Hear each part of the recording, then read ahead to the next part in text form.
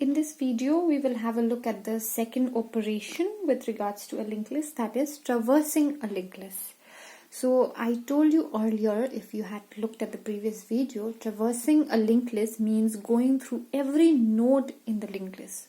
So I'll take up a problem here which will also show me how to traverse through the linked list. So the problem here is to print the elements of a list, to print each and every element of the list. So while I'm printing that, I will also be traversing or going through the entire linked list. So now, if I talk about printing, what do I need? Firstly, I need to know the starting of the linked list or the header node of the linked list. Here, as you'll see in this particular diagram that I already have here, the first node is named RK. So this entire list can be used or can be traversed using the name RK. Alright, so what am I going to do? Using the header node, I am going to print every value in this list. That is every value in every node of this list.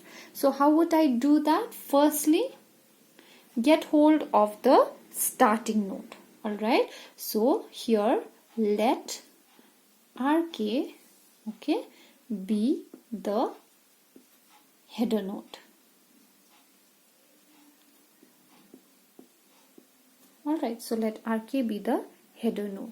So now, using this header node, I am going to print all the values. If you know from our previous discussion, a node has info, that's what I named my data to be, info, and it has a next pointer. Alright, so in this particular diagram, if I say RK info, it means 8, the value 8. And when I say RK next, it means this node, which has the value 7. Alright, so RK info will be 8 and RK next will be this node, which has the value 7. So after I have the header node, the second thing I will do is I will check if this node is null or not. Alright, so until RK is null, till it is not null, what do? I will extract the value of the node. So since this is a printing problem, that's what I told you, I will print the info involved with the node RK. Info. Arrow, because I'm assuming RK is going to be a pointer for our program. Alright, info. And then after printing, what will I do? I will then move to the next node. I've printed 8. RK info here gives me 8. So now I'll move to the next node so that I can print 7. Alright, so what will I do? I will now change the value of RK to be equal to RK next. RK next. So now this is no longer RK. RK next, that means this node is RK.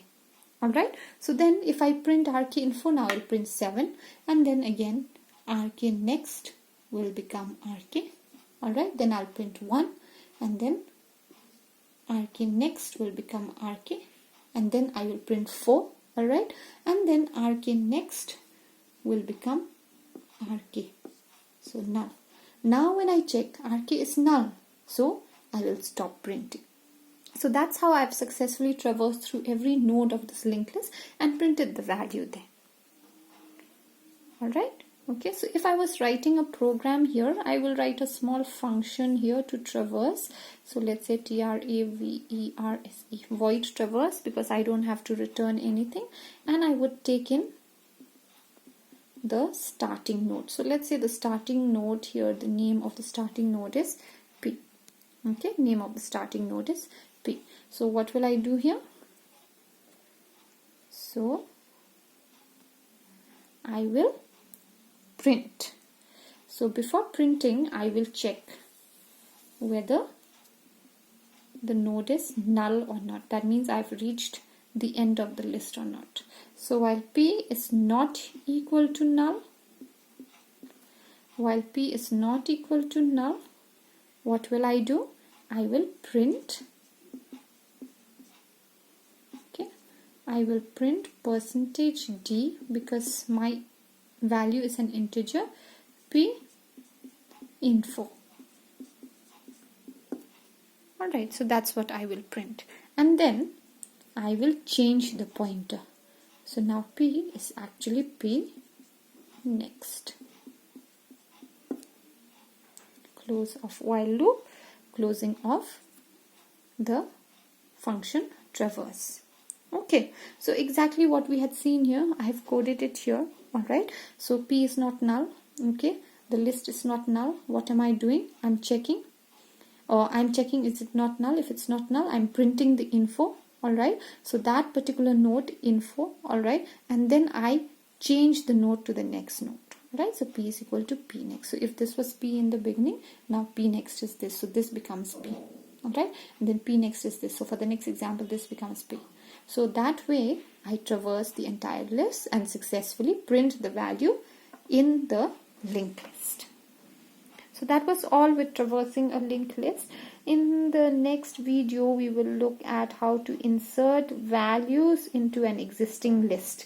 How to insert values at different places in an existing list.